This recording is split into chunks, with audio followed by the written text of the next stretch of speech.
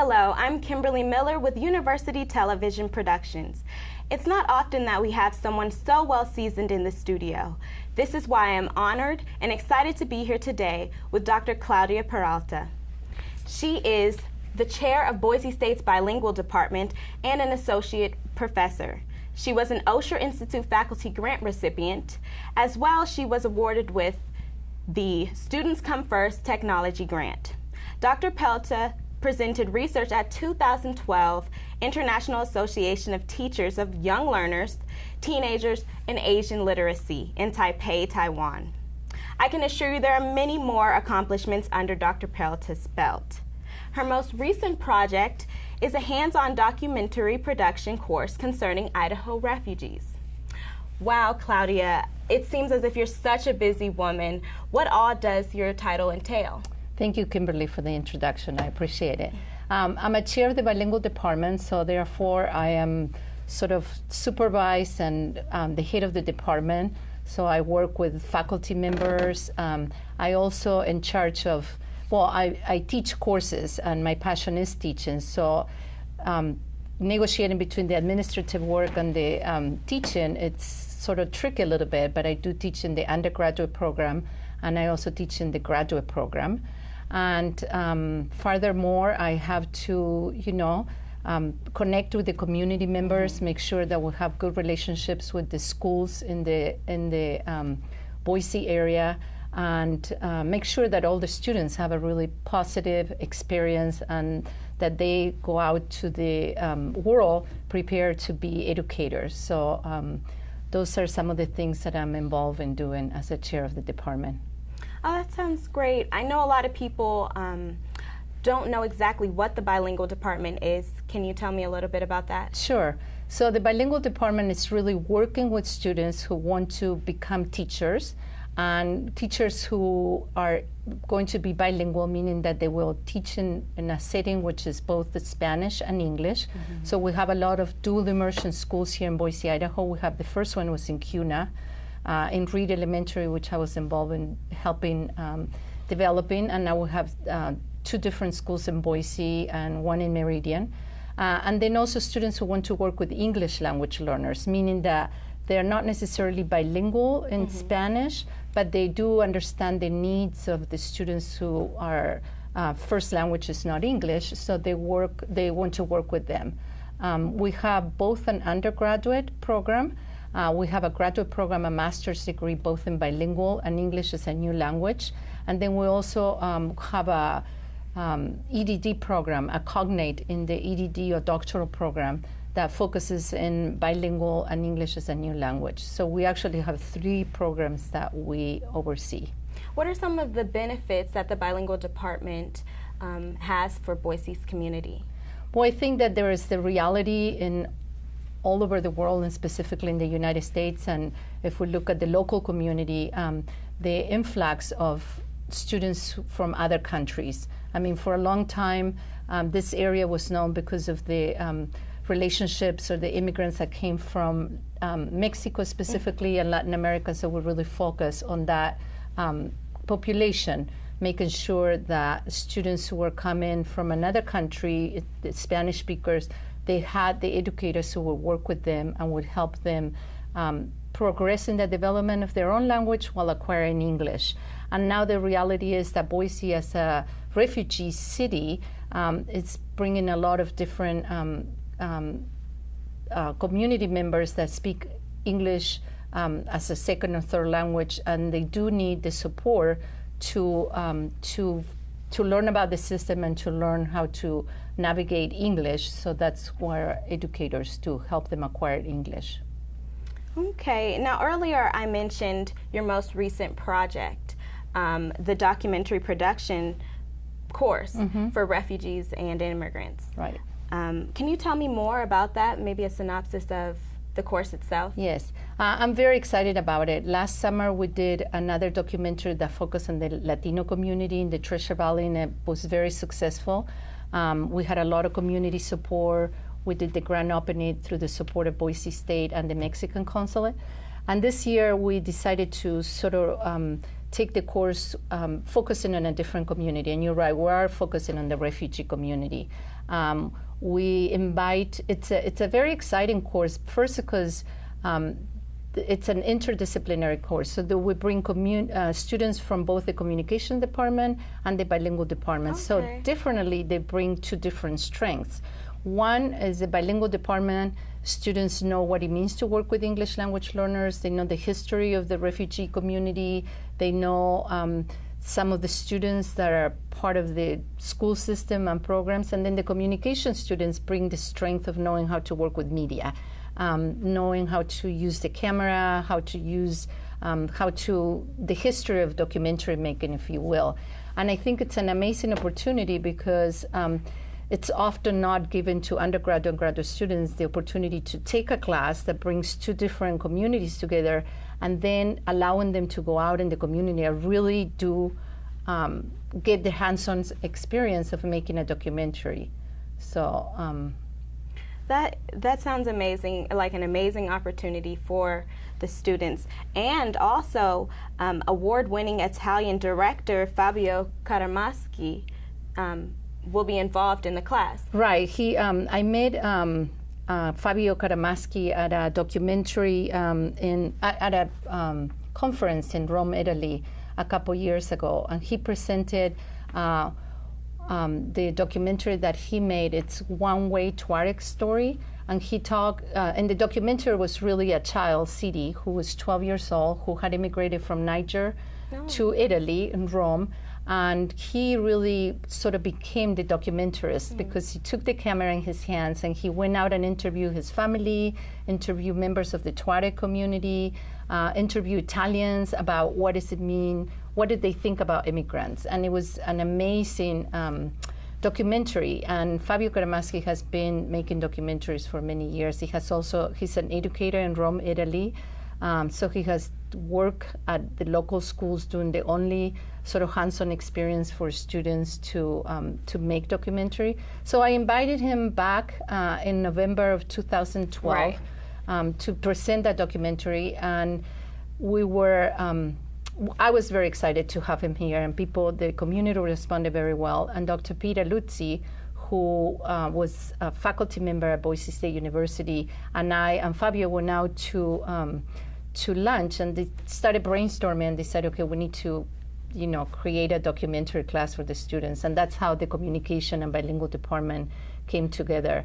And so we are repeating the story this summer, 2013, to create a documentary that really focuses on the refugee community. For Boise. For Boise, in the community of Boise. I've been doing research for the past 12 months with 2 graduate students, and I've been interviewing refugee students who are attending Boise State University and sort of wanted to know what their experiences is like here in higher education, how are they navigating the system, what are the support system that they have, what are the barriers that they're facing, how is the community view them or support them, what are the things that they would like to see education provide for them. And so I sort of have a history with the community, if you will. For the past year, I've been really focusing on interviewing students.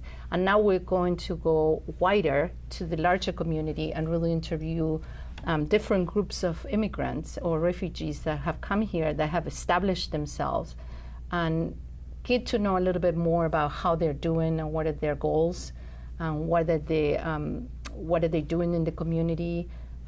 So that's what the documentary is going to focus on. Okay, what countries are some of these refugees from that will be involved in the class?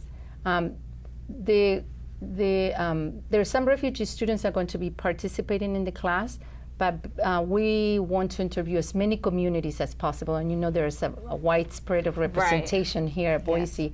But and there's also a lot of refugees in Twin Falls, Idaho, which is about 2.5 hours away from here, but we're really focusing on the Boise community just because of logistics. We have refugees from Bosnia, which is kind of the most established refugee community here in Boise, Idaho. Then we're going to interview refugees from Congo, refugees from Nepal, refugees from Karen, which is another country in Africa. We're going to be interviewing refugees from Iran, refugees from Iraq, and we're hoping that we'll have access to other communities, but of course it takes a lot of planning and to make sure that we can have access to it. We have also planned to work to interview different organizations, like Refugees for Hope, that they're working on coming together as a community and doing a lot of sewing to sell their goods to the community. We're also looking at some of the different groups that Global Gardens is another group that they're growing their own vegetables. They go to the Saturday market, they sell their things, and there are other groups also that are doing the same kind of thing. They're, getting some piece of land and they're coming together as a community and they work it and they sell their goods. There are other groups that are really working from a local sort of homegrown idea of bringing in people to work in kitchens, to prepare food, and to help them acquire the skills to develop and to become sort of chefs or cooks or kitchen workers. So they sell what they produce to the local communities, like they sell it at Whole Food, different places. So. When you're filming, or when you're finished filming, do you have any idea what the documentary name will be? No, and up to Fabio? Yeah. No, actually, it's up to the students. Even though I do a lot of the groundwork, just because I'm here and Fabio is flying from Italy towards the end of June, we really get the students involved in the process. It is a very hands-on class, and it's a very much like an ethnographic course, if you will, a sort of a research course, qualitative research course also, because we bring the students together, and again, we're talking about two different communities, the communication and the bilingual students who don't necessarily come and work together often. So there's a developing the sense of community for them and trust, and that we help them develop during the first week. But also we want them to decide who are they going to be interviewing, so who do they want to focus on. We help them and sort of scaffold the idea of what are the interviews questions that you're going to ask. So we talk a lot about the community, the members that we're going to interview, but we tell the students that they have to go out and research these interviewees as much as possible, and then come back to class with some of the questions that they would like to ask. So we talk a lot about are these appropriate questions or not, and we also, with refugees, we have to be very careful because of their trauma that they may have suffered. So we have to be really careful on the kind of questions. And then throughout the class, we also develop the theme together. So it's not like we have a really focused idea of what the documentary would look like. As we start viewing the interviews and look carefully at what the data that we have, the students develop the themes that come out or are lifted for the documentary. So they will be the ones deciding on the title. Okay, very hands-on. Yes, very indeed. hands-on. Now, you said Fabio resides in Italy. Yes. So how hard was it getting him to come out to be involved in the class? Well, I think it's because his desire and his drive to really learn about different communities. He has done a lot of work around the world and a lot of documentaries. And when we presented the idea, he was very excited about getting to know Boise more, because he really didn't know Boise. Yeah. And once we start talking about it, and I think Dr. Peter Luzzi and myself being here and working with him, he really got to discover and got to become involved and learn a lot more about Boise. And he's a very inquisitive person, so he learned about the Latino community, the Basque community, and then I had kind of talked a lot about the refugee community. So get him to come back the second time didn't take that much work. But I have to say that Boise State University has been great in their support. There are different organizations that have provided the funding. The extended studies program has been excellent. The summer program also. So there is a lot of, it's not just me, there's me working with a lot of different organizations within the community that are making it possible for Fabio to come back. Okay. Yeah. How do you personally feel you'll be involved with the class? Well, I'm going to be there every day. We are Monday through Friday, 5 p.m. to 8 p.m. But however, that doesn't really follow through because we work on the weekends. We're here early, late. There's a lot of hands-on, meaning that you have to interview people when they're available. Right. So I'm always here and with the schools. I mean, with the students and with Fabio.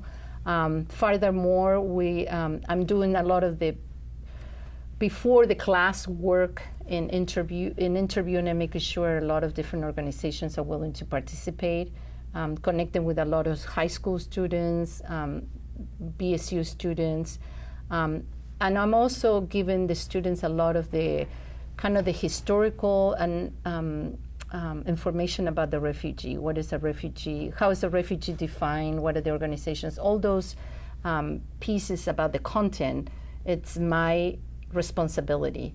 And the hands-on or more the form, it's the new faculty member that's going to be here that's coming to help Dr. Cito, and then and Fabio Karamaschi will put in the form of the class. So we're really working together. To participate in this course, do you have to be a refugee or an international student or bilingual? No. Anyone is welcome. Yeah. Anybody's welcome.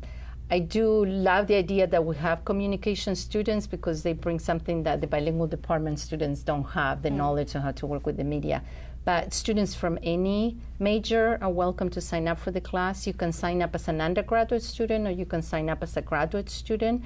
And no, there's only maybe 3 students who are refugees themselves are participating in the class. Okay. The rest of the students are not. So the more diverse it is, I think the better it is and the stronger the sense of community that it's built because of the collaboration among the students. Okay. It will be in the business building? Yes, it's in the business building in the room 138. And again, there's plenty of time to sign up for it. It starts July 1st through July 19th. Do you believe that there'll be another class like this similar offered later than July or next year or anytime? I know you're busy. Yeah. I would love to say that we will have another film documentary class next summer because that is the only time that Fabio Karamaschi can be here because he teaches in Rome during the school year. So they go much longer than we do. So he ends in June and then he flies here. But it is a lot of work logistically to get everything together. I have worked for the past year trying to get this class together, talking to different organizations, making sure that summer school and extended studies, and it takes a lot of work to put it together. And I don't know if I want to say that for sure we'll have it next summer, but maybe across time we will produce. We will, have another film documentary class. That sounds amazing. Yeah. How is it going to be set up? Like, is it day one, you just come in and we're working on the documentary, or do they just get thrown into it, or are there any steps to teaching how to form this documentary, or? Yeah, we send the students sort of like a structured syllabus of what's going to happen. The week one, we really are focusing on them learning about what a documentary is and learning about so we give them documentaries to watch, and we also give them a lot of readings on refugees that they previously have done some reading on, but then we come back as a class and talk about documentaries and what do they look like. And Fabio spends a lot of time talking about the different kinds of documentaries that are, that you can create, and then how do you look at the sequence of putting a documentary together. Then we talk about what does it mean to have a good central character or have many characters and different things. And we spend a lot of time also talking about the history of refugees. So what does the word refugee means? What does the word community means? Who are the refugees in Boise?